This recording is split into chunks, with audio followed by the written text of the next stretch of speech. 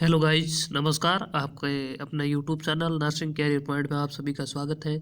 साथियों, आप सभी के लिए खुशखबरी यह है कि थर्ड ग्रेड की जो वैकेंसी है वो रिलीज हो चुकी है। पदों का वर्गीकरण भी हो गया है। तो आज हम लोग बात करेंगे कि पदों के वर्गीकरण के बाद क्या कट ऑफ रहने वाली है। तो पहले बात करेंगे अपन लेवल 2 में सामाजिक और हिंदी की। देखिए, सामाजिक में पोस्टों की संख्या आई है लगभग 2500 के आसपास, जिसमें अलग अलग पदों का वर्गीकरण किया हुआ है। जब मैंने अलग अलग पदों का वर्गीकरण देखा तो इसमें 756 पोस्ट सामान्य के लिए आ रही है, 368 पोस्ट ओबीसी के लिए आ रही है।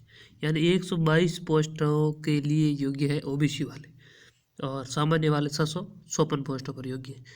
तो ज़्यादा पोस्ट नहीं आई है, क्योंकि 2500 पोस्टें बहुत कम होती है। क्योंकि इस बार का पेपर का लेवल देखें तो पेपर का लेवल बहुत सरल था। और दूसरी बात, 3 साल के बाद वैकेंसी आई, उसका भी प्रभाव पड़ा। दूसरी, नए विद्यार्थी है, सभी फ्रेश विद्यार्थी थे, क्योंकि पुराने वाले सर्टिफिकेट सब मान्य नहीं किए गए।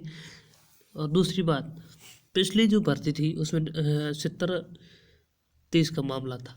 तो 70-30 के मामला होते हुए अगर हम बात करें तो पिछली भर्ती में जिस विद्यार्थी के 50% बीए में प्लस 124 नंबर पेपर में आ रहे थे, उनका सिलेक्शन नहीं हुआ था। यानी 125 और 50% जिसके थे उनका सिलेक्शन हुआ था।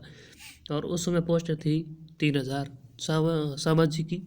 लेकिन उसमें प्रभाव कम रहने का यह भी पड़ा कि हिंदी में 5500 पोस्ट थी, तो इस बार हिंदी में सिर्फ 1900 पोस्ट ही आई है। इसलिए मेरे हिसाब में मेरिट क्या रहने वाली है मैं वो बता रहा हूँ। देखिए, इसमें महिला की पोस्ट है 300, तो पोस्ट महिला ले जाएगी।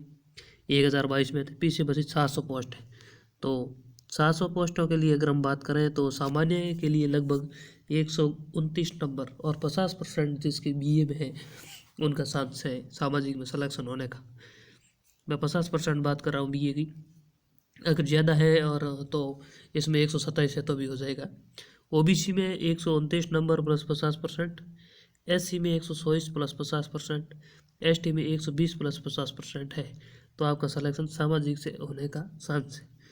अब बात करते हैं हिंदी की। तो हिंदी में सामान्य के लिए पोस्ट है आई है 530, ओबीसी के लिए 282। कुल मिलाकर 819 पोस्ट हैं ओबीसी वालों के लिए, और सामान्य वालों के लिए तो 530 पोस्ट ही है। और कुल मिलाकर पोस्ट आई है 1900। तो इसमें से 250 पोस्ट है तो महिला ले जाएगी, क्योंकि 30% इन्होंने बोल रखा है महिलाओं के लिए है। तो पीछे बचे पुरुषों के लिए सिर्फ 550 पोस्ट है ओबीसी और जनरल वालों के लिए, दोनों के लिए। लेकिन ओबीसी वालों की 550 मान सकते हैं, क्योंकि वे जनरल में जा सकते हैं अगर अच्छे नंबर आ रहे हैं। तो इस हिसाब से पिछली बार अगर अपन बात करें हिंदी की, तो हिंदी की पिछली बार 120 नंबर और 50% जिस बंदे के थे उसका सिलेक्शन हुआ। क्योंकि हिंदी में पिछली बार पोस्टों की संख्या थी 5500, लेकिन इस बार पोस्टों की संख्या उससे आधे से भी कम है। यानी पिछली बार की पोस्टों के मुकाबले 40% पोस्टें इस बार आई है। तो अपन मान के चल सकते हैं कि एक तो पिछला पेपर का लेवल टफ था, एक तो इस बार का पेपर का लेवल सरल है। 2-4 नंबर लेवल की वजह से बढ़ेंगे, 2-4 नंबर पद का में इसलिए बढ़ेंगे। तो 20 और 4 8 10 लगभग 130 के आसपास जाने की संभावना है। यानी सामान्य 130 प्लस 50% है तो हिंदी से सिलेक्शन होने का चांस है। ओबीसी के लिए भी यही रहने वाली है, क्योंकि ज़्यादा अंतर रहता नहीं है।